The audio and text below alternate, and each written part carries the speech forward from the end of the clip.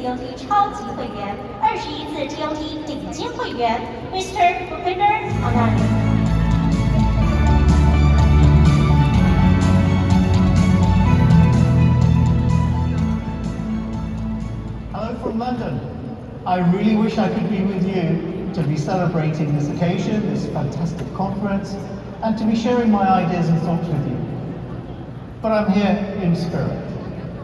My question to you, my proposition to you, is to be the person you want to be in 10 years' time, today.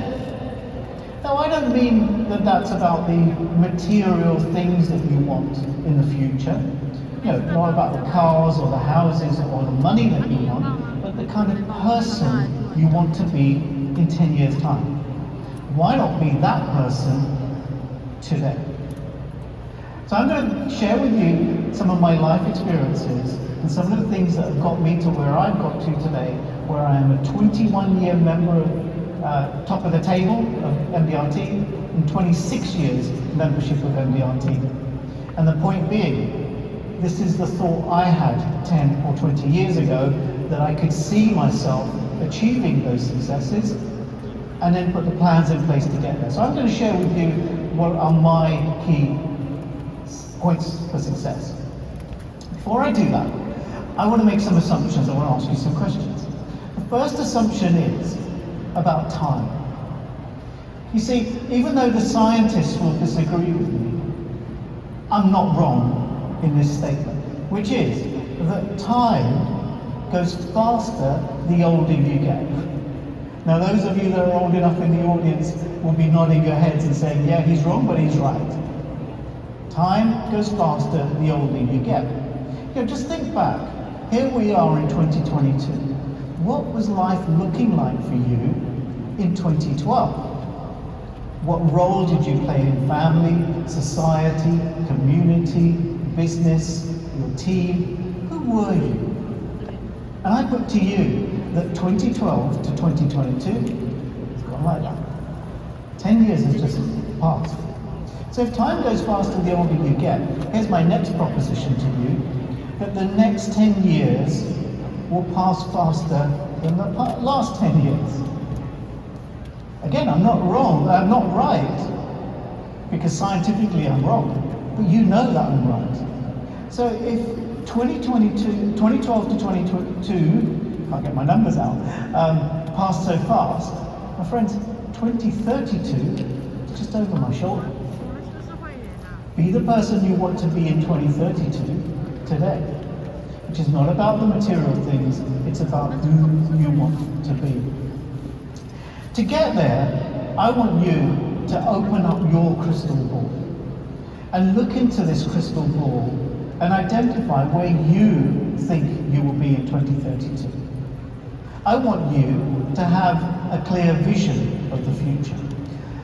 And while we get into this vision, and while you're listening to all the other speakers at this amazing conference, I want to give you a guarantee.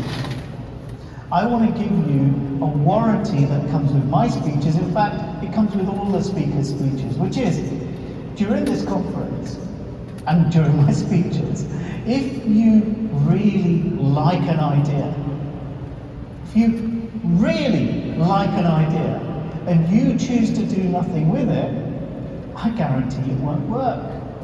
So if you want to call me on those ideas, on the guarantees, guess where I'll be pointing the finger back? So if you like an idea, it's up to you to implement it and use it. So let's talk about some ideas. I call this the 5 keys to unlocking your success. You know, you want to open a padlock, you've got to have the right key. You can't force the padlock open because it becomes destroyed. You can't force success on you, but put the right keys in and the padlock of success opens up to you. What are my 5 keys for success? The first one is desire, and I'm going to explain each of these in more detail and give you some examples.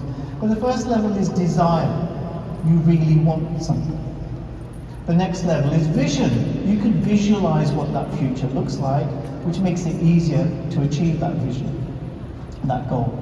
Determination that nothing will stand in your way. Attitude of how you behave, your approach to your clients, your approach to the world, of how you see things. And then ultimately, focus. And focus on what? I'll be exploring that as well. Because if we want to achieve success in our careers, in our lives, in our families, we need to have the right focus. And I think that's where a lot of people are lacking. So let's get straight into this. I said the first level of key for success was desire, a burning desire. You know, if we're not on fire ourselves, how do we set our clients alight? So we need to have a huge level of desire. Let me give you some context to that. Desire must be so strong that nothing else is an alternative. Desire is so strong that the second best won't do just because it still achieves what I wanted. No, it's got to be exactly what we wanted. You know, in the English language, we have the most strange phrase. I don't know if it will translate well, but in the English language, we have a phrase called half-hearted desires. And what are those? What's a half-hearted desire is actually the same as no desire at all.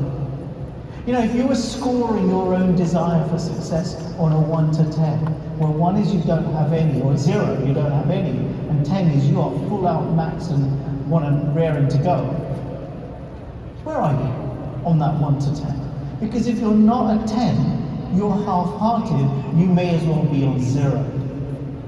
Desire is such a strong emotive word, it drives us forward. So my vision for you is to create that desire. Here's what happens if you don't have that desire. You know, if you, on your final days of this planet, are buried away and your tombstone said, lived a good life, would you be happy with that? I think most people would be. But if the second part of this said, but could have done better, maybe not. So lived a good life but could have done better is not desire. You didn't live it with desire. Instead, how about this as your gravestone? Lived life to the full and captured every moment. That's what desire is. That's the MDRT level of desire. We want to reach MDRT, we want to get to quarter of the table, and we want to reach the top of the table. Because we're capturing every moment in our desire to get there. Now, in order to get there, we've got to understand this statement. Because we've all got equal opportunity to get there. You have the same potential as I have to achieve the successes we need to achieve. But Zig Ziglar said that one of life's greatest tragedies is unrealized potential. Think about that. It's not just unfortunate, it's a tragedy if you do not realize your potential. What's your vision of the future? You know, if we were doing this live, I would get you paired up with a partner and give you 30 seconds each to articulate your vision about where you see yourself in your personal life and your professional life in 5 years from today. You know, I talked about 10 years, I'm going to help you by just saying 5. And if you try to tell that person where you're going to be in 5 years' time and you used vague language, such as, oh, it would be nice if, possibly this might happen, probably this might happen, I'm not sure, let me think about it. My friends, you don't have a vision. Vision means a sense of clarity that you know exactly what you want and that nothing will stand on the way. And if somebody asks you what's your plans for the next 5 years, you can't stop talking. Have you ever tried to put together 100 or even 1,000-piece jigsaw puzzle? Yes? Without the picture on the box? No, that would be crazy to do that. And yet many of us will live our lives without the picture on the box of our future. We'll reach the end of our lives and say, is this the picture I created? I ended up picking up pieces of the puzzle that don't belong to me, they belong to somebody else. So vision is about creating a picture on the box of your future in full high definition, and then finding the right pieces of the puzzle to get you there. And if we had longer time, I would spend more time with you showing you the pieces of the puzzle that I designed for myself to create the picture I wanted. But it's your puzzle. What's your picture on the box? Then go and find the pieces to fit you. Next level of key, or the keys that you need to achieve, is determination.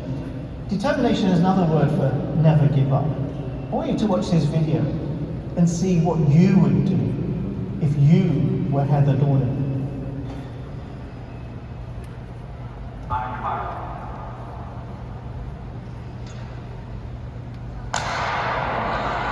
The 600-meter underway, Heather Dornan in Minnesota finished second this event a year ago. She was in lane 4. And Dornan is probably going to be your favorite. She actually won the NCAA championship in 2006 in the 800, but she only won one Big Ten championship in the 2 years. 3 laps in this event, 600 meters, 3 times around the 200-meter track near the Vito House. What a bold move by Fawn. She's looking very confident, and the Penn State runner is just running amazing today. She did win her heat in the 400, but ended up taking 4th overall. That's Fawn Dorr moving into the lead, the sophomore from Penn State. Dornan been running second. Dornan last year scored 23 points for the Golden Gophers in their Big Ten championship, so they're really relying on getting a lot of points from her this weekend, and she's just coming by Fawn Dorr now in the home stretch, heading into the bell lap. Dornan falling down, gets up quickly, but that's going to cost her. Lucky she wasn't injured. Her teammate just went to the front though, so they may be able to recover from that. And Dornan is flying down the backstretch. She is going to catch Fawn Dorr, and she may catch the leader. Wow. But she's got 5. This is a gutsy effort by Dornan. She's moving to third. Dornan is coming down the stretch to the outside. Dornan is coming on strong. Dornan all the way. Oh, unbelievable. That is amazing. What happens when you fall down? Because we do. Doesn't matter what our path is and what our journey is going to look like, but there will come times when we fall off the path. What do? Do you give up? Or do you still look ahead? Look at where you came from, appreciate the successes you've achieved so far, but still look ahead, and success can still be yours. Just because you fall over doesn't mean it's all over. And this video is so motivating for me because it means that when those days are bad, when those days are not working for me, I can still see the finishing line. And I'm determined to make it to that finishing line. So then we move on to the attitude key of success. What is your attitude towards your desire and your vision? Here's my definition of attitude, is doing the things that others don't. Let me repeat that. Doing the things that others don't, because they're too afraid. And we'll be talking about that, about being different. This is a video of a high jump. And this is how high jump were traditionally done. That you would go over and do a scissor kick to get over, until somebody called Dick Fosbury decided that his attitude was to be different. And that's what I mean by attitude. Doing the things that others don't, not because others, that's the way they've always done it, so that's what I'll do, doing it in a different way. And it's now become known as the Fosbury flop. And that was Dick Fosbury now showed the world, who said you can't do this, by showing that the way to do a high jump was to go backwards, not through a scissor jump. And this is how now professionals do it. So this was a change. This was an attitude of, I don't care what other people are doing, I'm going to do it my way and show the world. That's what a top of the table member does. They don't care what other people are doing. They're saying, I'm going to do it my way and let me show you how it could work. That's about attitude. What's your attitude towards change? Are you somebody that pushes change, that forces it along, that you're an instigator? Or, like most people, do you resist change? Do you fear change? Because change is going to happen, whether you're wanting it or not. So the question I'm going to ask you, do you push for change, or do you resist change? Pushing for change is planning ahead the next 10 years of your life. He's saying, I know where the world is heading and what changes are going to happen, and I'm going to be ahead of those changes. I'm not going to let change affect me. And finally, focus. Focus on what though? So I'm going to bring this down to one particular level of focus, which is to understand we need to learn how to grow out of our comfort zone. You know, when most people say what to do when you're in a comfort zone, is they'll say, hey, step out of your comfort zone into a new comfort zone. But people don't do that. Why don't they do it? For the following reason. Is that a comfort zone is a place where our fear of failure exceeds our desire for success. Think about that just for a moment. Our fear of failure exceeds our desire for success, and we become blinkered. We won't do what is necessary to achieve the success, so we end up staying in this comfort zone. The world keeps on moving and suddenly it's become uncomfortable. So I want you to think of a comfort zone in a slightly different way. I'm not going to ask you to step out of your comfort zone into another one. Instead, I'm going to ask you through the things that you will learn from other people at this conference and further speeches of mine, expand your comfort zone. Don't step out of it. We don't like doing it. Instead, make your comfort zone bigger by thinking of life like this. As not a comfort zone, but I want to expand it to a new confidence zone. And you will only do that if your desire for success exceeds your fear of failure. Let me repeat that. Our desire for success must be bigger than our fear of failure for us to do what is necessary to achieve the success that we feel we deserve. You want to achieve amazing things. We all want to achieve amazing things, but you've got to have the courage to expand your current comfort zone in order to achieve those successes. So my friends, I hope you're going to join me on this journey of success. And I hope I'm going to see you at future top of the table meetings. And prior to coming to this conference today, or even being here standing in front of you, I went for a drink with my friend Einstein, and I said to Einstein, I'm going to be meeting some incredible people in Taiwan, some of the best in the whole financial services industry. Do you have a message for them? And Einstein said to me, take this message to the great people of Taiwan, is that problems cannot be solved at the same level of thinking we were at when we created them. Problems cannot be solved at the same level of thinking we were at when we created them. I hope in my short presentation, I've helped to raise your level of thinking, raise your desire for success to be much greater than your fear of failure. In the meantime, respectfully, thank you so much. Thank you for the opportunity to be in front of you. I just wish it was on stage with you, and maybe we'll make that happen some other day. My friends, stay safe, because I'm looking forward to seeing you in Boston in June. Thank you.